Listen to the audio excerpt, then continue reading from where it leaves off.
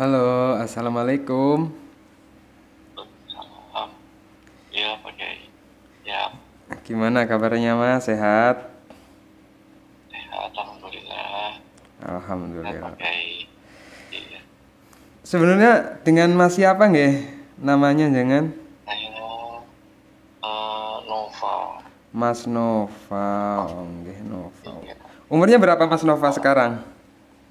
saya 37. Masih muda Mas Nova ya? Iya, 84. Tahun Masya Allah. 84 gitu, Pak Kiai.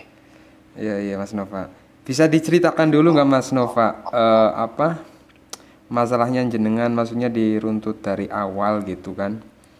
Dari Oh, awal jenengan sampai sekarang hingga maksudnya terjebak hutang sampai 10 miliar itu ceritanya gimana dulu biar nanti saya buat catatan kecilnya bisa membuatkan poin-poin khususnya gitu ya Mas ya. oh, Monggo Mas Nova. iya, iya. Ya, awalnya kan karena waktu itu pengen ngebeli rumah ya. Terus Hmm, udah gitu, saya apa ya namanya pinjam uang di bank gitu kan. mm-mm, Pinjam uang di bank, jadi apa namanya ya, ya terpaksa saya, ya pokoknya dengan jaminan kayak SK semacam itu. Terus udah gitu juga apa namanya, banyak selain rumah juga kayak kendaraan seperti itu. Nah, terus udah gitu juga pas saya kan nikah, mm-mm, awalnya juga butuh modal juga tuh. Nah, itu banyak sebenarnya saya ngeluarin biaya juga mm-mm, dari istri yang pertama. Nah, sekarang kan istri yang kedua mm-mm. gitu. Nah, sampai saya apa namanya tinggal sekarang juga kontrak seperti itu, Pak Hmm, Kiai. Iya, mm-mm, sekarang saya nikah sama istri yang kedua ini sih kontrak. Nah, rumahnya itu apa namanya udah diambil sama yang pertama. iya iya iya. Kalau kerjaannya apa sekarang Mas Nova Mas? Saya ini apa namanya PNS. Oke. Ya memang ini ya persoalan kayak gini itu riskan juga sih. Banyak teman-teman yang mohon maaf PNS ini hampir kayaknya 80% Mas Nova ya. Iya, Jadi lagi ketika saya juga. dapat SK ini teman-teman ini langsung mikirannya hutang gitu ya. Dulu gitu ya Mas Nova ya. Oh, oh, iya, seperti itu. Jadi ditumpuk, ditumpuk, terus top up, kayak gitu Iya. pakai. Jadi kayak jadi habit gitu. Jadi kayak jadi kebiasaan akhirnya gitu ya Mas Iya, Nova. betul. Jadi kan kayak pusing sendiri. Jadi udah gitu kayak buat kebutuhan makan atau gimana juga ngandelin cuman istri. Jadi kan gaji sisanya aja kan udah tinggal 1 juta udah saya kasih ke istri buat tanggung jawab saya juga kan. Dari gajinya Mas Nova gitulah bahasanya sekarang untuk memenuhi cicilan tinggal 1 juta gitu ya Mas Nova ya. Ya, iya, dikasih juta. Iya iya iya iya iya iya. Iya. Ini kalau ini Ya, di total berarti memang 10 miliar totalnya Mas Nova. nggak nyampe sebenarnya sih Pak Kiai. Hampir ya mungkin ya. Hampir, Itu hampir angsuran per segitu. bulanannya lancar Mas Nova sekarang. Lancar, alhamdulillah. Karena kan langsung apa namanya, kalau kurang juga ditambahin sama istri. Kebetulan istri juga kan kerja juga guru gitu. Kalau 1 M itu per bulan berarti jenengan harus mengalokasikan berapa Mas Nova? Bisa, ya lumayan juga ya. Iya. Makanya karena ya istilahnya kan banyak banyak yang dikeluarin juga seperti itu. Karena Hmm, pusing sampai pusing sendiri saya. iya iya iya. Karena buat kebetulan juga alhamdulillahnya istri juga mau terima. Tapi nggak nyampe segitu. Nggak nyampe segitu. Oke. Jadi solusinya apakah bisa terlunasi intinya ya, jangan hutang di bank itu. Saya pengen dengan cara apa aja lah intinya bisa ketutup Nah, Iya, iya. cukup tenang. Iya memang kalau selama kita masih punya, kalau bahasa kita itu amanah gitu Mas Nova ya. Memang kan kita kadang ngerasa itu kalau udah banyak, udah capek ngangsuran itu kita baru kerasa gitu loh. Oh, Ya, iya, awal-awal itu itu betul. biasanya kita kan santai, maksudnya ya malah nambah lagi gitu. Oke lah, maksudnya kalau bicara tentang problem ya masalah itu kan nggak ada habisnya Mas Nova ya. Betul, Sekarang kan betul. kita lagi mencoba memecahkan masalah ini ya bahasanya mencari solusi terbaik gitu ya. Seperti Karena itu benar. karena masalah kayak gini itu dampaknya banyak banget dalam kehidupan kita. Yang kayak sering saya katakan itu kan ya merenggut banyak hal, merenggut ketenangan, merenggut kedamaian gitu kan Mas Nova ya. Terus Betul. apa bisa kita bahasanya ya melunasi dalam waktu singkat kan gitu. Jadi ada beberapa poin sebenarnya yang harus Mas Nova perhatikan di sini. Maksudnya jenengan kan oke lah sudah punya penghasilan tetap, alhamdulillahnya kan di situ. Nah, jadi maksudnya untuk angsuran, untuk cicilan itu masih bisa dihandle lah dari pendapatan utama jenengan. Ini kita bicara ikhtiar secara zahirnya dulu lah, ikhtiar bahasa, ikhtiar buminya dulu gitu ya. Ini kalau bisa nanti jenengan karena pengeluarannya juga banyak kan pemasukannya otomatis juga harus banyak gitu Mas Nova ya. Betul. Nah, jenengan nanti ya mencoba, tidak ada salahnya mencoba mencari peluang baru gitu. Jadi kalau misalnya peluang baru itu kan banyak yang sesuai dengan keahlian jenengan, yang sesuai dengan passion jenengan, apa passionnya mungkin dari situ kan nanti jenengan akan bisa apa namanya ya dapat tambahan itu yang pertama. Terus yang kedua ini beban hutang yang segini banyaknya ini jangan terlalu jenengan pikirkan gitu. Karena kan kebanyakan orang itu ya mohon maaf ketika ada dalam posisi seperti ini itu ya 90% kan mikirin hal ini gitu ya Mas ya. Baru Oh, bangun iya. udah kepikiran ini itu kan ya cicilan. Tanggal muda udah Betul. pikiran ya. Malah kadang kita pikiran kita yang seharusnya untuk memikirkan istri, memikirkan anak, memikirkan keluarga kan terkuras energi kita hanya untuk memikirkan hal ini gitu. Iya, betul. Jadi yang pertama itu ya gitu. Jadi fokusnya itu kebanyakan kenapa hutang itu susah lunas itu saya sering mengatakan itu salah menempatkan fokus. Jadi fokus kita fokus mikirin hutang 90%, 10% baru kita fokus ke hal yang baik-baik. Harusnya 90% kita fokus ke kayak jenengan bekerja ya jenengan fokus ke pekerjaan jenengan saja gitu kan. Kalau jenengan fokus ke pekerjaan jenengan otomatis kan pekerjaan jenengan juga bagus, nanti kan itu berkaitan, kalau orang itu kan berkaitan dengan karir, dengan rezeki gitu kan ya. Nah kalau jenengan fokusnya ke pekerjaan 90% fokus ke ikhtiar, nah kemudian nanti 10% barulah jenengan sesekali boleh ingat hutang, mikirin ini dan itu yang ya yang penting itu bahasanya, karena itu kan nanti dampaknya pada hati gitu ya Mas. Kalau jenengan hanya mikirin hal itu hatinya kalut. Kalau hati kalut itu gimana sih ya? Dilihat aja kan nggak enak gitu katanya. Kata orang Ya, Jawa mah pasti. gitu bahasanya. Eh, Nah, jadi temen juga pasti banyak yang pada ngejauhin juga.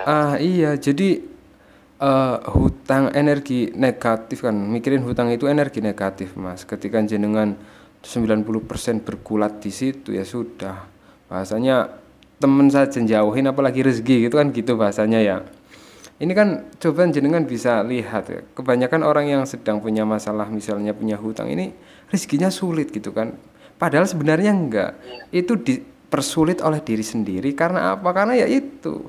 Harusnya dia fokus berdagang yang jadi jualan, yang jadi pengusaha fokus usaha. Enggak, akhirnya fokusnya mikirin hutang, usahanya terbengkalai, pekerjaannya tidak profesional sehingga berdampak banyak hal dalam kehidupannya kan gitu kan ya.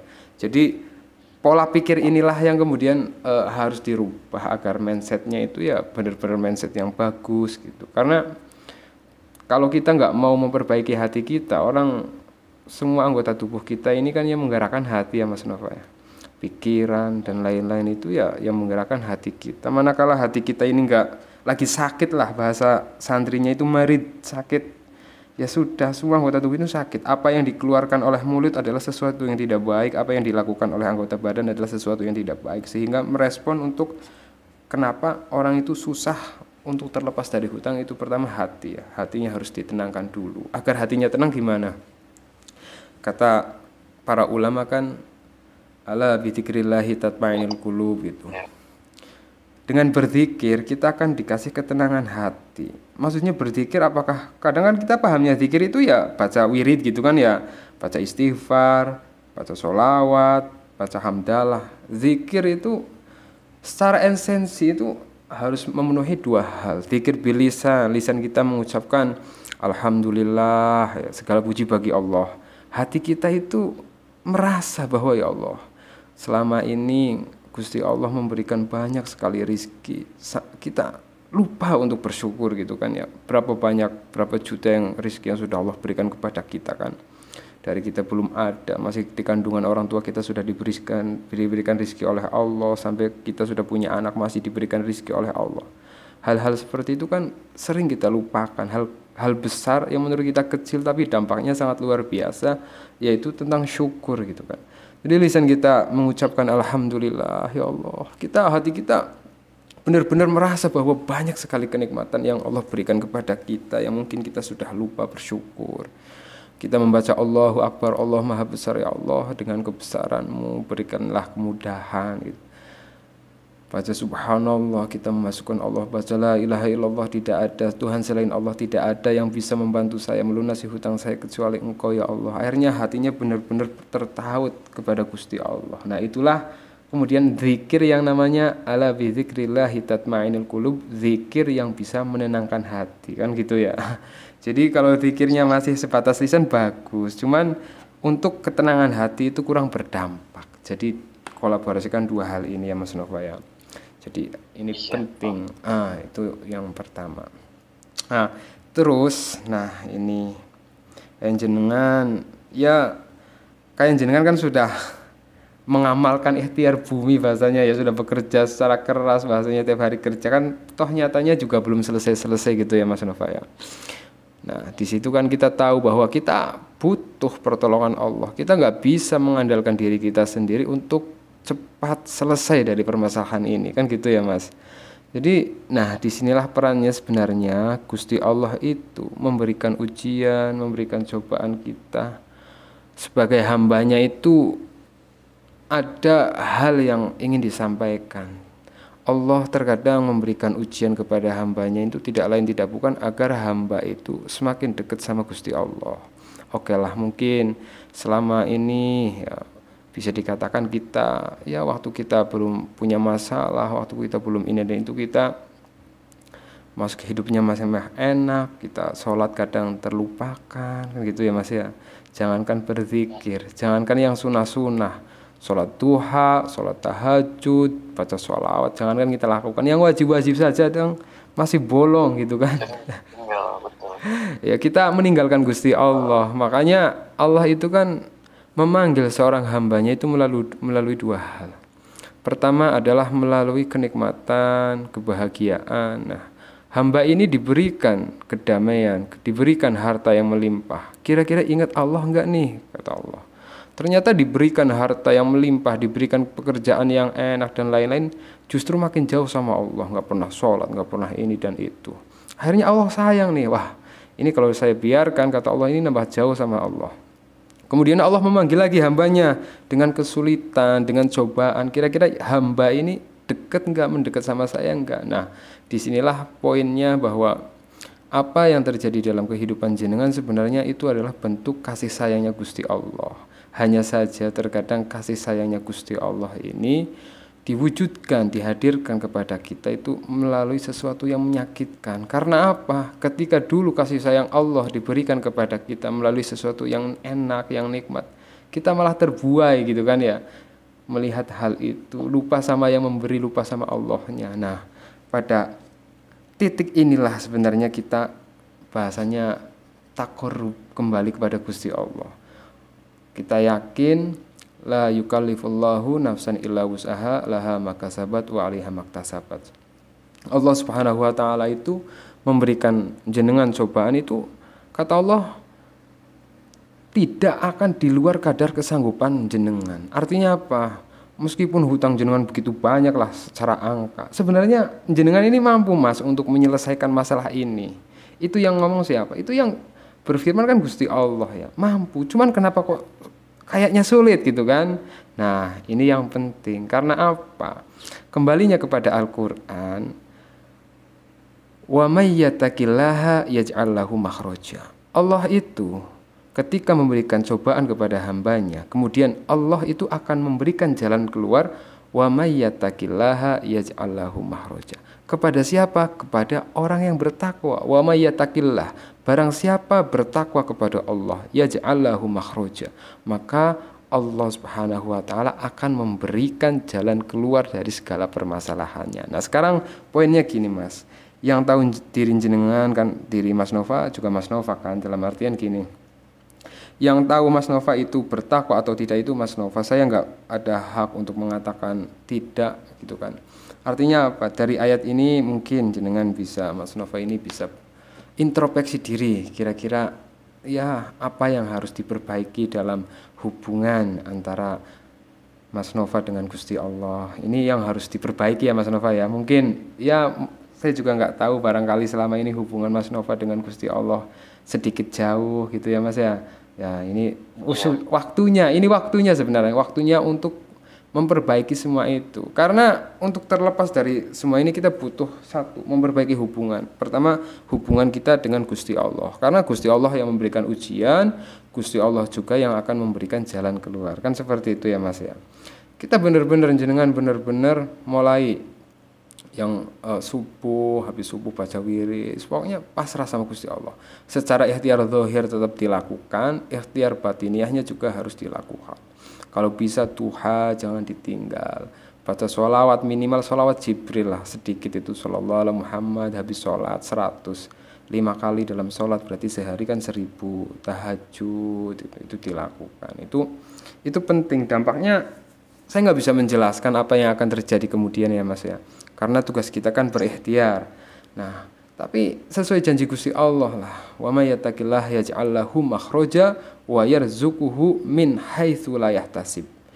Kemudian setelah Allah memberikan jalan keluar dari segala permasalahan hambanya ketika hamba itu bertakwa, wa yarzuquhu min haitsu la yahtasib. Kemudian Allah akan memberikan rizki dari arah yang tak terduga. Oke lah, artinya apa? Misalnya jenengan bekerja, tapi tiba-tiba Gusti Allah memberikan satu peluang usaha atau rizki dari mana, itu kan Allah, rahasianya Gusti Allah ya Mas ya. Jadi poinnya itu pada ayat yang pertama, wa may yattaqillah, bertakwa. Terus perbaiki hubungan tadi pertama sama Gusti Allah, yang kedua sama orang tua Mas Nova. Kira-kira Mas Nova gimana hubungannya sama orang tuanya, sama ibunya? Karena dalam posisi seperti ini kita membutuhkan doa dari ibu gitu kan. Kalau dulu saya Mas ya, ketika saya kan juga pernah berada di posisinya Mas Nova gitu ya. Saya itu setiap pagi telepon ibu saya Mas. Assalamualaikum Bu. Saya telepon, terus terang saya telepon. Pertama yang saya lakukan adalah meminta maaf. Karena kita sebagai anak dari sebelum kita lahir masih di kandungan sampai segede gini kan masih sering repotin orang tua, nyusahin orang tua kan gitu ya Mas ya. Banyaklah kesalahan kita kepada seorang ibu, kepada seorang bapak. Perbuatan kita sering membuat mereka ya mungkin hatinya sakit dan lain-lain. Kita sering melupakan orang yang seharusnya kita muliakan gitu kan.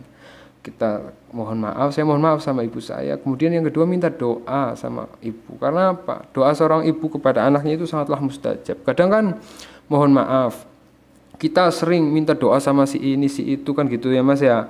Tapi sama ibu kita sendiri kita kok kenapa nggak pernah minta doa sama orang tua kita? Padahal kata Allah Subhanahu wa taala, doa dari orang tua itu sangatlah mustajab. Nah, nanti ini jenengan bisa lakukan setiap hari nggak apa-apa. Orang tuanya masih ada nih Mas Nova nggih, ibunya? Tinggal ibu doang sih. Nah, itu apalagi tinggal ibu doang. Pokoknya itu bahasa santrinya itu ibu itu jimat Mas Nova ya. Iya, Ya, pokoknya benar-benar harus dijaga, harus berbakti kalau bisa jenengan. ibaratnya Ya, keramat. keramatnya, selamatnya. Kalau kata Roma Irama kan Iya. Itu ibu di atasnya wali Allah kasarnya, gimana atau kita. Nanti jenengan praktekkan ya mas. Kalau syukur-syukur jenengan ketemu sama ibu. Sering ketemu nggak mas? Jarang banget karena saya malu ke sono, saya nggak punya duit, saya juga mau ngasih ibu kadang-kadang nggak ada, jadi Nah, saya malu mau ke sono. nah, yang rasa seperti itu hilangkan mas. Itu bisikan-bisikan yang tidak baik. Pada sejatinya, oke lah, kita memang punyalah bahasanya rasa malu dan lain-lain. Tapi itu hilangkan sejenak. Jenengan nanti ada waktu datangi ibu jenengan, bener-bener sungkem basuh kakinya, minta maaf sama minta doa. Itu dulu saya, wah praktekkan masya Allah. Ya maksudnya dampaknya itu ya Allah. Gimana akhirnya kemudian saya punya usaha, saya punya bisnis dan lain-lain, itu tidak lepas dari doa seorang ibu saya, hutang lunas dan lain-lain. Itu Allah, itu luar biasa pokoknya. Itu satu amalan yang amazing. Pokoknya jenengan kuatkan hati jenengan, nggak usah malu. Itu ibu jenengan, jenengan harus merasa bahwa banyak salah, banyak hilaf sama ibu, butuh doa ibu. Itu jenengan lakukan nggih Mas. Bismillah saja, nanti insyaallah urusan kesana itu Gusti Allah yang akan memberikan bukti kepada jenengan. Itu ibunya jenengan datang saja pasti sudah senang. Membuat hati orang tua kita senang itu, kata Nabi apa? Ridullahi fi ridul walidain. Ridhonya Allah itu tergantung ridhonya orang tua. Mungkin saja selama ini kesulitan-kesulitan yang ada dalam hidup kita itu karena kurangnya ridho dari orang tua kita. Mungkin saja cobaan-cobaan yang begitu berat yang ada dalam kehidupan kita karena kita menyakiti orang tua kita, kemudian kita belum meminta maaf kepada mereka. Itu kan bisa saja terjadi ya Mas ya. Karena semua hal yang terjadi dalam kehidupan kita itu tidak pernah lepas dari yang namanya sebab dan akibat. Kalau bahasa Al-Qur'annya laha makasabat wa 'alaiha maktasabat ya.